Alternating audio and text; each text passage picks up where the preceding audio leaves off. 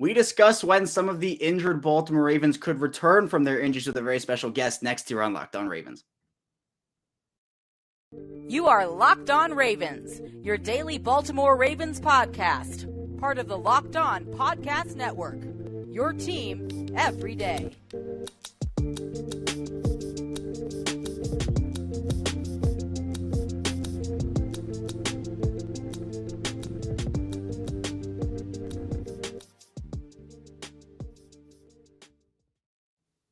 And we return here with another episode of Locked On Ravens, your daily Baltimore Ravens podcast. I'm your host, Kevin Ostreicher of Ravens Wire. Of course, we're here on the Locked On Podcast Network, your team every day. Thank you for making Locked On Ravens your first listen of the day. We're free and available on all platforms. And today's episode is brought to you by Blue Nile. Make your moment sparkle with jewelry from BlueNile.com, and Locked On Sports listeners get $50 off for purchases of $500 or more. This podcast exclusive includes engagement. Use code Locked On at checkout.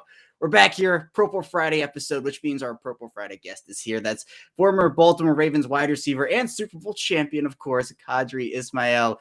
Q, the Ravens, we're in that kind of down period of the offseason. OTAs in full swing, but we're now waiting for training camp, the preseason, and, of course, that 2022 regular season. How you doing today?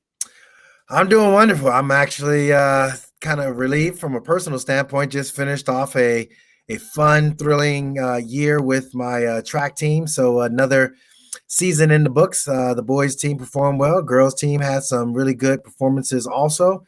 And here we are talking Ravens football. So always a great time.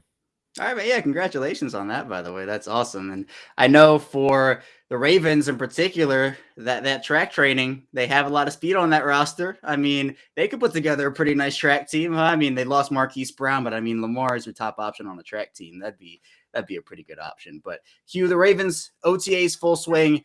We had some quotes from players and coaches on Wednesday about just the happenings throughout the organization, what everything has been going on there. And a couple I wanted to talk with you about, because these are the biggest takeaways from my perspective, at least. One from Greg Roman about, obviously, Lamar Jackson not being at OTA still, but he said that Lamar knows about 80% of things, but 20% of it will be new and stuff that he has to learn. So, Hugh, is that the sound of the vault cracking open a little bit, or do we maybe have stuff that's just little changes, little nuances of this game? How'd you take that quote personally? I took it as like, okay, Lamar, we have 80% of the offense and the nuance, and that's all well and good. But I think ultimately, like, he needs to be better when he talks about his offense and the vault and all that. I think he's getting too fancy with the spices. Again, that first year, it was adjusting and adapting to what Lamar Jackson is all about. In comes, Lamar. Joe Flacco is now clearly in the rearview mirror. Then you have your amazing breakout year where bully ball was just the rave of the NFL. And I think the injuries, Orlando Brown Jr. not being available takes away some of his physicality. And you saw, the other injuries to the tight end position, and it just wasn't the same. Last year, you had Lamar towards the end of the year getting hurt. And if you, from a vault standpoint, we can go up against zero coverage standpoint was truth, then we wouldn't be having so much controversy when it came to the Miami game where, Miami Dolphins and their coaching staff was like, hell, we're going to blitz the hell out of him and dare you to stop us. And they couldn't. And so I think all these things, I am not a Greg Roman apologist, nor am I hating on Greg Roman. I'm just simply looking and observing. I see a lot of good stuff, but that ugly, when it goes ugly, it's like, dang it, bro, what are we doing here? So I'd rather be, silent on the whole thing of what we have new or what is different or whatever. Your offense is your offense. And here's the thing. Some coordinators are really, really good at game planning and can't call the new stuff. They get into this like rhythm, but it's a comfort zone rhythm because of whatever the reason. And it's those that, like the Sean Paytons of the world with a Drew Brees that, I'm isolating, on this corner because we saw in a report he, just always bites on a double move. But I am competent enough and confident enough to call it or give my play caller the autonomy to do so. And that's just one of many of those upper tier type of quarterbacks in that upper tier type of an offense that does change from week to week. I am like, all right, Greg, don't say you're going to do something. And really, the reality is you're not that game day creative.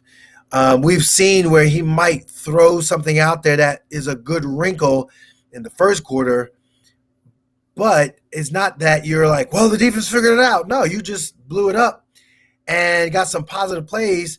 Don't go back to the 4, 5, 6 yard play calls or 15-yard or 18-yard play calls. Let's keep doing it until they can stop it type of a mindset. Don't just put it back in the vault and lock it up. So it's a lot of thoughts, I know. And I think the bottom line, Kevin, is this, that I'm hoping that, Greg Roman is crazy creative and that he allows the restoration of bully ball to come about.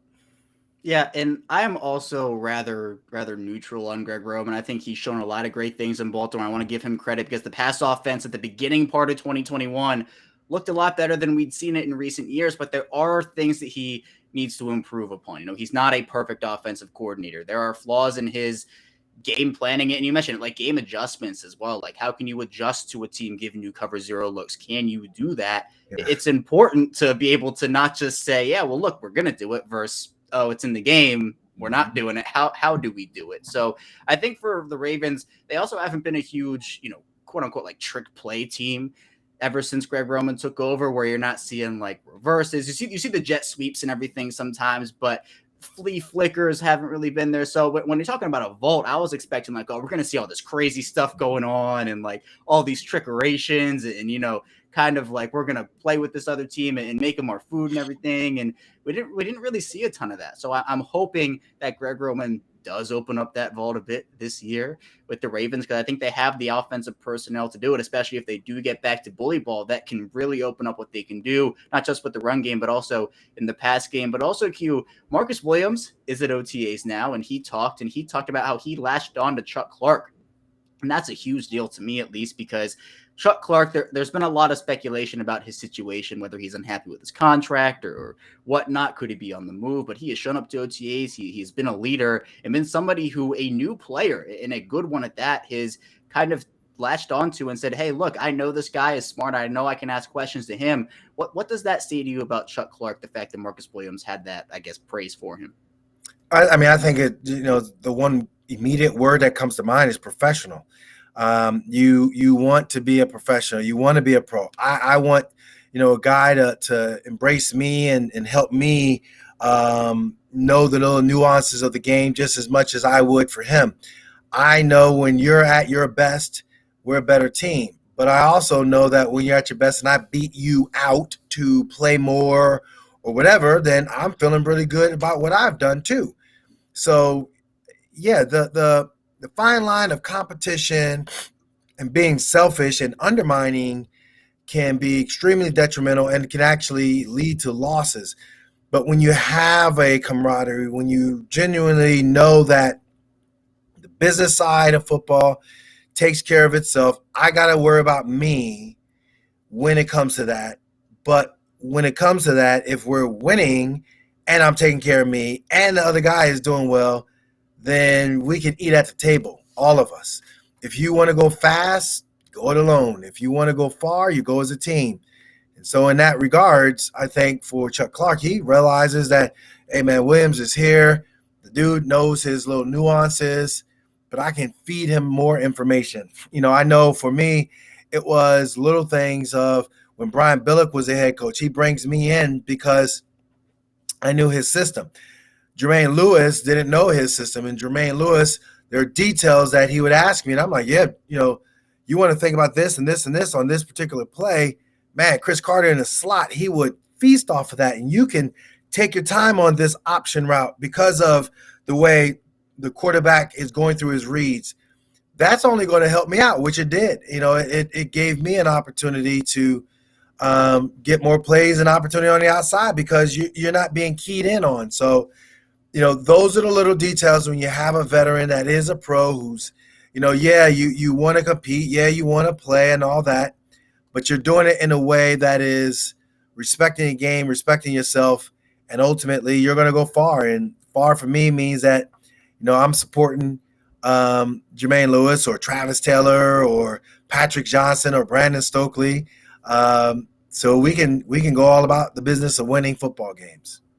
Right, and the Ravens have such a talented safety room, and this is a team that I know a lot of people have talked about. They're not going to play base all the time. This is a team that can use 3 safety looks. They can use 6 DBs if they want to, and that's an area where, look, Chuck Clark can play that dime linebacker role, so it's not like if Marcus Williams and Kyle Hamilton win the 2 quote-unquote starting safety jobs, it's not like Chuck Clark is all of a sudden a backup and only plays 10% of snaps or 15% of snaps. That's a huge deal where you can have Chuck Clark play multiple spots. You can have Kyle Hamilton play multiple spots. So, again, I'm on team keep Chuck Clark in Baltimore. Obviously, if Chuck Clark wants something else, then it becomes a different situation. I'm sure that the Ravens, again, like we have seen with Orlando Brown and Hayden Hurst and Marquise Brown, they'd work with Clark to find a situation if Clark isn't happy and does want to move on, again, whether it is contractually or positionally.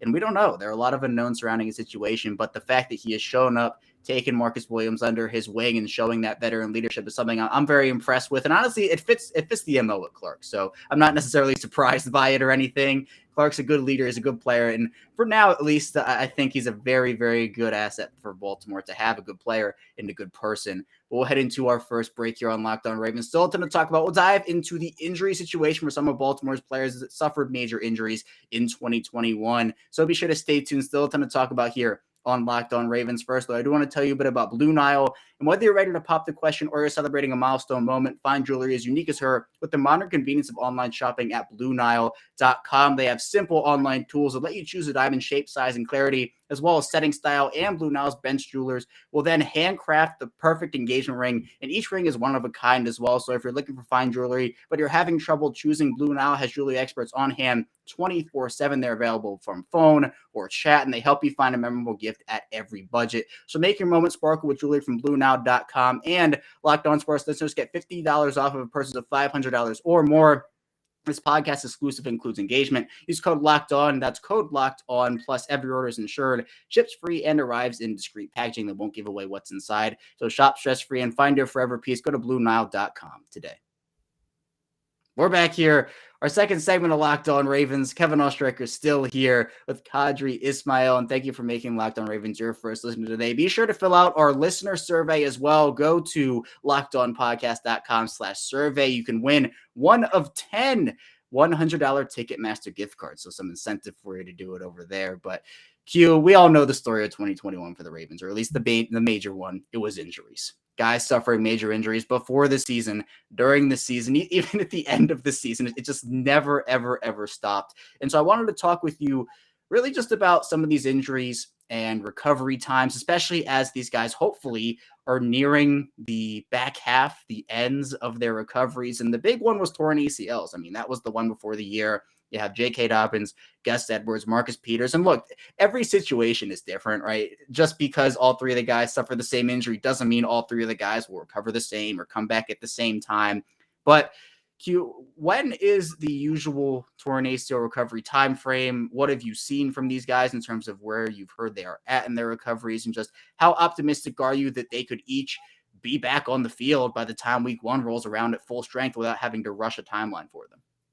So the typical ACL repair, it's gotten so not necessarily easy because it's still surgery, but I think the less invasive, the better, the speedier the recovery. I think there's a lot of soft tissue protocols that you can put into place before and after. I think nutrition has come into play partly. I think it needs to be better. I think you need more bioavailable copper and the ability to have magnesium to help your body regulate itself at the cellular level. But all that being said, the protocols are better than where it was even a few years ago. with the way in which you train, the rehab itself, there are markers that, physical therapists will say, well, the knee is flexing and you can see the VMO and you can see the quad developing, or the knee is, in a level of extension and you can feel where, there's some tightness there behind a hamstring, and, maybe there's some less activation in the glute or wherever from an atrophy standpoint.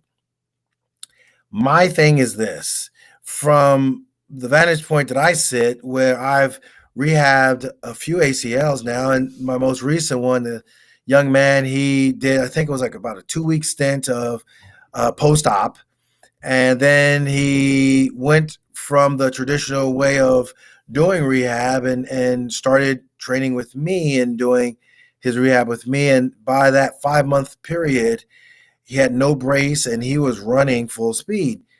Now, with all that, yeah, again, it was straight ahead, but it's still full speed and it was without a limp, and his movement was really good. He's not a professional athlete. I think for me, it's about how you train that professional athlete. And unfortunately, heels down training is pervasive within the strength and conditioning community and the physical therapy community. There are a lot of words to describe your foot strike and your foot placement, to somehow think that those words will give you a greater efficacy of movement. I disagree with. So humbly, I say that if those guys are training with their heels down, they're putting in patterns into their body that ultimately won't help their body, but will hinder. So there's two trains of thoughts. There's this linear force production into the ground type of training, and you need to have some big quads and big, strong hamstrings, and ooh boy. Then there is what I currently teach, which is wave movement running, forward locomotive running and movement. And that is elastic strength. That is, yes, you're going to get some hypertrophy and get a bigger muscle, but you're going to get a durable, elastic, strong, capable, explosive musculature and movement throughout the body going forward and dynamically. So those two thoughts, have we seen it on the grand stage on both of them? Yep. Have we seen both of them have some amazing performances? Yep. But we've seen the one have injuries, that linear movement and that linear training and that reverse gear lifting. We've also seen where more of a spiraling wave locomotive training has, created athletes that are way far more durable. So that's kind of my thorough look at, because here at Locked On Ravens, we can give you the short answer, but we want to give you the thorough answer in our opinion. I honestly think that, those guys, their DNA wiring, their like I said, the modalities that they'll use for recovery and healing is good, but you got to pattern in the nervous system to perform, and heels down training is not it. And if you had to say, if one of these guys, because we're coming up on 1 year now, pretty much. We're in June. Dobbins suffered his injury late August. You have Edwards and Peters with theirs early September. Would you be shocked if those guys, started the 2021 season on the PUP list and maybe had to come back week 6, week 7? Or is this something where if they can get their training right, they'll be able to come back week 1? Because it is so volatile with every certain case. But with those three guys coming up on a year here, with how the ACL recoveries have changed and how the surgeries have changed, where are you in terms of when they could be back on the field based off what you know? The thing that happens with PUP, because you have like, I think it's autogenic muscle inhibition is the term, but basically when you are running, you can test like, I am back at 100%. I feel great, but there's just like, ooh, like a little protective mechanism that your brain is receiving from the nervous system. You're like, whoa, what's going on? And that's that muscle inhibition. Well, there's the fast twitch and slow twitch, but there's also the super fast twitch, that type 2B musculature. That type 2B, when you're going max velocity, you best believe you better be ready to go. And so max velocity, stopping, cutting, and all that, if the body can't handle that, or it handles it one day, but then there's inflammation the next day, the body is telling you something. And so I think that's where the markers and all the other things that the Ravens have at their disposal will help them give the guys a best case scenario of when to return. And if that means that they're on the pup, you know what? I mean, I don't want to return early. I think Ronnie Stanley returned early, and we saw what happened with him.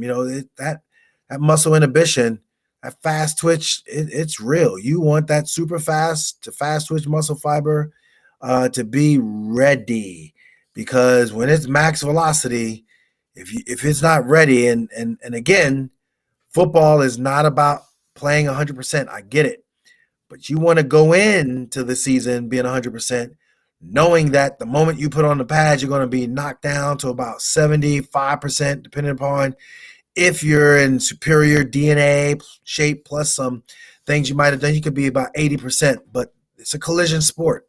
And if you start the year at 70%, well, you, by the time it comes around, you at 65 to darn near 55%, that's what, 17, 18 weeks? Yeah, no. Your body's going to break down, and you're not going to be any good to anybody late in the year when it really matters. Yeah, I would much rather have these guys back at 100% in week 7 as opposed to 75% in week 1. And there's also that, mental block too, where it's like, if you're playing out there at 75%, it's like, I know I'm not all the way good. So is this going to impact me? Is this the play? Is this the play? You want to have that mental roadblock cleared, the physical roadblock cleared as well. But Q, you mentioned Ronnie Stanley. That ankle injury he suffered in 2020 was just absolutely brutal. It was a gruesome injury, accidental. Is TJ Watt kind of was thrown into Ronnie Stanley. But you mentioned he comes back week 1 of 2021, does not look like himself, is shut down, opts for the other surgery. What's that injury like to you? Is this something that, because there have been a lot of concerns about, well, is this going to impact Ronnie Stanley's career long-term? How is this going to affect his recovery? What have you kind of taken away from his injury and when he could be back at 100% on the field? I will say this, for him to get back, I thought, all right, cool. He has some abilities and some recovery techniques that really put him in a good position. But it goes back to what I said about the muscle inhibition. The nervous system don't lie, and you just know it. Like what it takes, max velocity, and if you have this fearlessness and you feel really good about your movement. And think about it, Ronnie Stanley's position. He's going in reverse. You don't want to train reverse gear movement heels down, but your ankle and that ankle complex loads a massive amount of force. So you want to train that wave energy force to really be able to, through the ankle, gyroscope, we call it, and be able to torque and move and just do what you do. Like, whether it be Greg Roman's offense running or throwing, you need to do what you do, especially over on the side that he plays on that left side. So yeah, that's a tough one right there. That's hard to just say, hey, Ronnie's going to be fine. I think it's one of those cases where, yeah, he'll be fine, but you gotta go out there and test it out fully, max velocity, to remove all doubts. Right. And, there are those clips of Ronnie Stanley running down the field, 70 yards blocking, and in his movement, his lateral movement versatility as well in terms of getting out into space. It's all super important, especially in this Ravens offense. So you definitely want him out there at 100%. And we literally saw it where Ronnie Stanley being out there hurt doesn't help anyone. It's a worse performance on the field for the team. It hurts Ronnie Stanley's ability to come back. And I think for me, again, this is the same situation. I would want him back at 100% in week 7 if it takes that long, as opposed to 75% in week 1. You're kind of wondering, well, is he going to be able to hold up for a full 17 games? Because he's not back 100% yet, but we really need him. I think Baltimore's in a better spot positionally also in terms of depth to be able to, I guess, wait until Stanley is back. But for now, I feel like, that injury is one to monitor for sure. And I'm optimistic, but again, you never really know with these injuries and just what the recoveries are for certain players because every case is different. But we're going to head into our final break. We'll make it back. We'll dive into Achilles injuries, some other ones, as well as the preseason. So be sure to stay tuned. Still a ton to talk about on Locked On Ravens. First, though, I do want to tell you a bit about BetOnline and the NBA Finals. They are here on BetOnline.net, is number one source for all your sports betting needs and sports info. You can find all the latest sports developments, news, and odds, including the Series Basketball Championship matchups. You have hockey, conference finals, Major League Baseball, and of course, all the latest fights, news for MMA and UFC, as well as boxing. And BetOnline is your continued source for all your sports wagering information. So again, that includes live betting, esports, and more. So you can head to the website today, use your mobile device to learn more about the trends in action. BetOnline, where the game starts. We're back. Our final step in the Locked On Ravens. Kevin Allshaker still here with Qadry Ismail and Q. We talked about ACLs and we talked about Ronnie Stanley's ankle injury, but another injury that a couple of these Ravens have right now are torn Achilles injuries. Tyus Bowser suffered his Week 18 against Pittsburgh. Just a brutal injury considering what they went through for the entire season, just to cap it off with another injury. Then the Ravens in the second round take David Ojabo, who tore his Achilles in his pro day that happened in March. So you have an early January Achilles injury. You have mid-ish March Achilles injury. Now, we saw Cam Akers return from an Achilles injury after suffering it, I believe it was in July. He came back for the Rams in the playoffs, so that recovery time very short. But again, I think it does vary. So, Hugh, are you optimistic that Bowser and Ojabo can play in 2022 at a high level and come back at 100%, or is this more of a wait-and-see approach for you based off what you know? It's not that it's a wait-and-see approach. I think that one of the advantages the Ravens have is the fact that they've had guys have Achilles before, so they have some history. They have some data that they can, point to. I think the Achilles, it's again, no heels down training. That's going to be the thing you're going to keep hearing me say over and over again. You got to go ahead and really do some major work as far as the foot structure with the navicular and the big toe. Making sure the sloping of the foot to the outside pivot point is in place. There's going to be a lot when it comes to the gastroc and the soleus re-engaging because of the fact that the Achilles ruptured. It can put you in a position where those are going to be atrophied. And how do you get your confidence back as far as pushing off and moving? A lot of that can be remedied through isometric work. The proper isometric work to get the leg firing again. Some other modalities like usage of microcurrent all can do it. But with all that said, you also have to do your job when it comes to having no reverse gear lifting. Anything you do reverse gear lifting puts that ankle complex in jeopardy of rupturing that Achilles. And it's not about the surface. It's not about your tissue being dehydrated. It's not about some of the other coined phrases of medical jargon. It's about that ankle foot complex being able to be in a strong position to keep the inside ankle bone high and durable. Both guys can get back. Both guys can be at a level where they feel confident in their play and not feel like, well, what do I do? It's a risky proposition. I know the fact that the Ravens have had other guys come back from it, especially Terrell Suggs, the way he came back from it, leads me to believe that they're going to be okay. Right. And even if a player like Ojabo isn't able to come back fully till 2023, I think, again, cautious approach is the best approach here. Don't want to rush these guys back, but we have seen with Achilles injuries, guys have come back from them rather quickly. And you mentioned the Ravens have had success with guys coming back from those injuries. So that is something to keep in mind for sure. But Q, there were a couple other big injuries that cost some Ravens some playing time. Lamar Jackson suffered the bone bruise in his ankle. Marlon Humphrey, a torn pec. those two guys, well, Jackson isn't at OTAs right now, but he's been working out all offseason. Feels like the bone bruise is fully healed. Humphrey back on the field at OTAs. Feels like that's all good. Are there any long-term effects from those injuries that people should be worried about, or are they good to go 100% in your opinion? There's always going to be some long-term effect. I mean, football is a game of attrition, and that going in. I think it depends upon the player, the athlete, the game within the game. How you handle yourself from the vantage point of nutrition, and there are a lot of ways of skinning that cat too. I have my thoughts. I think at the cell level, you have to really, really concentrate and be on point with your nutrition. If you can, my God, man, that helps the inflammation so much. And if you can manage your inflammation, you can then have a freshness to you, especially when it comes to the bone and the bone bruising. You can have your quickness and your mobility. With the pec, I think it's about respecting the shoulder capsule the way you would respect the hip capsule with the trochanter, similar in that regards with the shoulder joint, the bowing and the cornering of the shoulder, the opening and the closing, the bowing and the corner. That is how you got to look at it from a standpoint of, trying to train it to refire again.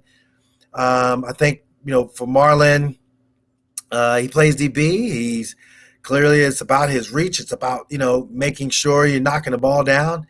He has the moniker fruit punch for a reason because, man, he's striking down on that ball, creating turnovers. So I will be interested to see how his body adjusts to some of the little details of play.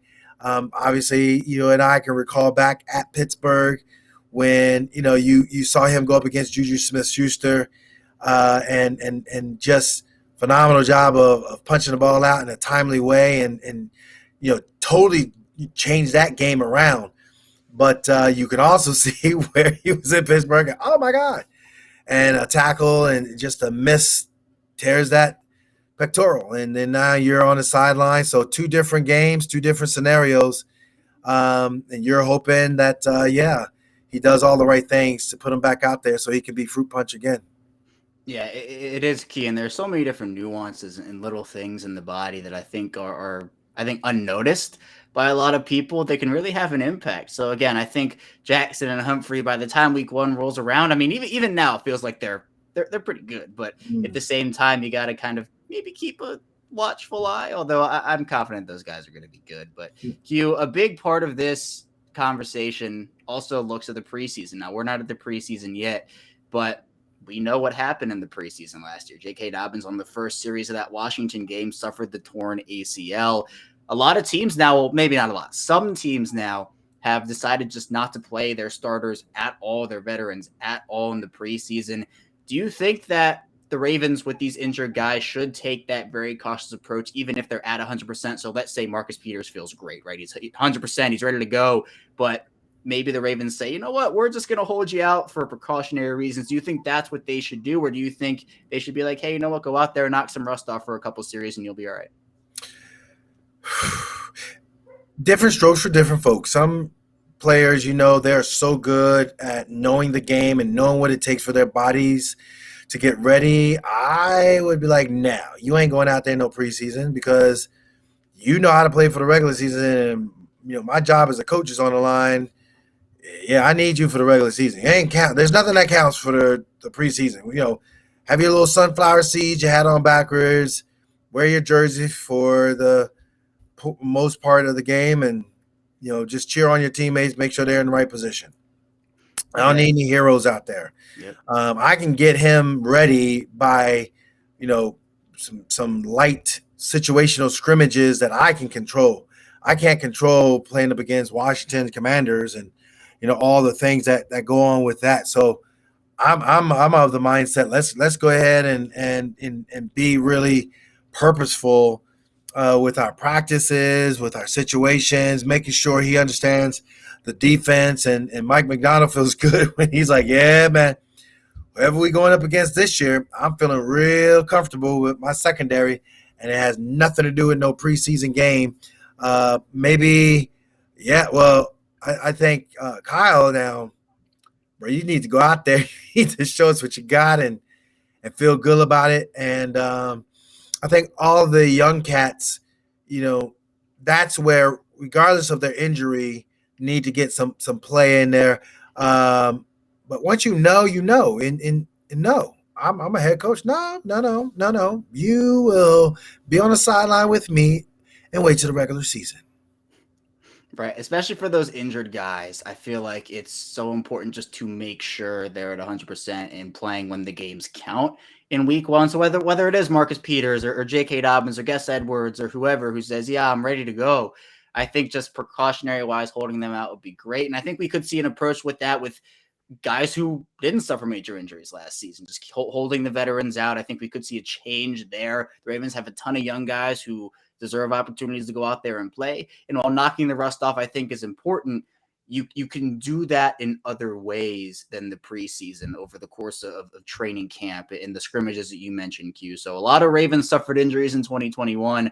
Some really major ones, as we talked about. I think those guys, they can get back on the field, a matter of when. But I think that for some of these guys, we could see them week one, but you never know just based off of the recovery. So Q dropping knowledge on us here today on Locked On Ravens. I appreciate you, Q. That's all I have for you today. And hopefully, again, we'll see these guys on the field week one 100%, but I will continue to preach it. I think cautious is better than rushing them back for sure.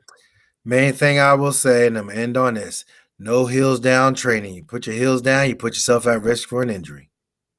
Yeah, it is very interesting, all the different training techniques out there and how certain ones have certain impacts. So this is a very interesting, and I love this conversation personally. So thank you again, Q, for dropping that knowledge. But that's all I have you here today on Locked On Ravens. Thank you so much for tuning in. We'll take a 2-day break. When we get back on Monday, it'll be more Ravens talk from us. So be sure to stay tuned for that, and I will see you on Monday.